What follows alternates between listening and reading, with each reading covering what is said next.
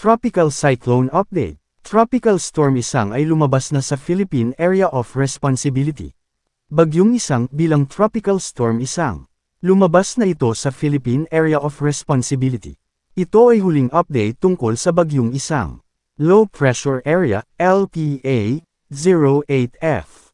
Lokasyon, 1,260 kilometro. Silangan ng Northeastern Mindanao, Caraga. Posibleng papasok sa Philippine Area of Responsibility, PAR, sa susunod na mga oras o araw. Sa ngayon, mababa pa rin ang tsansang maging isang bagyo sa susunod na 24 na oras. Wala pang tiyak kung anong magiging galaw nito at saan ito tatahak.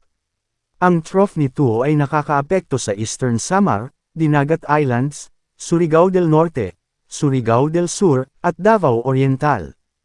Dahil dito, makakaranas ng maulap na kalangitan na may kalat-kalat na pag-ulan, pagkidlat, at pagkulog na posibleng magdulot ng mga pagbaha o pagguho ng lupa dahil sa katamtaman hanggang kung minsan malakas na pag-ulan sa Eastern Samar, Dinagat Islands, Surigao del Norte, Surigao del Sur, at Davao Oriental.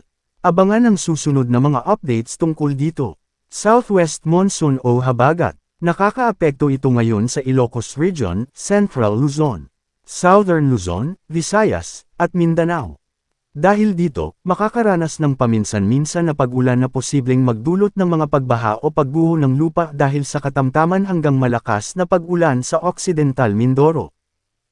Dahil din dito, makakaranas ng maulap na kalangitan na may kalat-kalat na pag-ulan, pagkidlat, at pagkulog na posibleng magdulot ng mga pagbaha o pagguho ng lupa dahil sa katamtaman hanggang kung minsan malakas na pag-ulan sa Metro Manila, Ilocos Region, Central Luzon, Calabarzon, Western Visayas, at ang nalalabing bahagi ng Mimaropa.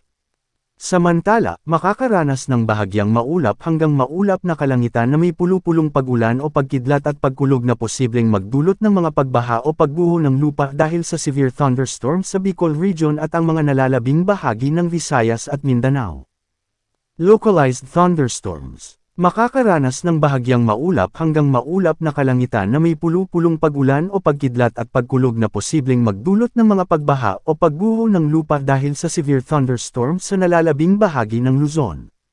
Nakakaapekto ito sa Metro Manila, Ilocos Region, Cordillera Administrative Region, Cagayan Valley, Central Luzon, Laguna, Quezon, Rizal, Camarines Norte, at Camarines Sur.